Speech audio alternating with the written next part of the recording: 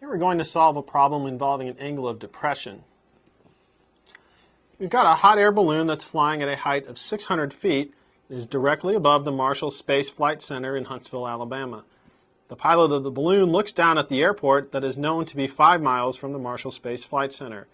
What is the angle of depression from the balloon to the airport? For this problem, we're going to need a diagram. In our diagram, we're going to form a right triangle. We're going to have the balloon above the Space Center. We're going to have the airport that's a distance of 5 miles from the Space Center. 5 miles. The angle of depression is theta, and from geometry we know that this is also equal to the angle of elevation if we were at the airport looking up to the balloon. So we've got this right triangle here. We also know that the balloon is 600 feet above the Space Center. Now we notice that one of our units is miles and the other is feet. In order to work this problem, we need to have our units be the same. So we're going to convert this 600 feet, we're going to convert the 5 miles into feet. So 5 miles we can write as 5 miles times 5,280 feet in 1 mile. And here the miles will cancel.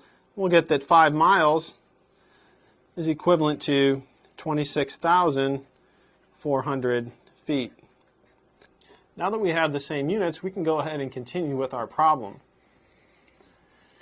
We know that the tangent of theta is equal to the opposite side over the adjacent side. In this situation, the opposite side will be 600 feet. And the adjacent side, remember we had 5 miles, which we changed to 26,400 feet. And so we'll have that the tangent of theta is just equal to 600 over 26,400. We'll go ahead and cancel our feet. It means that theta, the angle of depression, is going to equal the tangent inverse of 600 over 26,400. If we put that in our calculator, we'll see that that's roughly 0.023 radians, or about 1.3 degrees.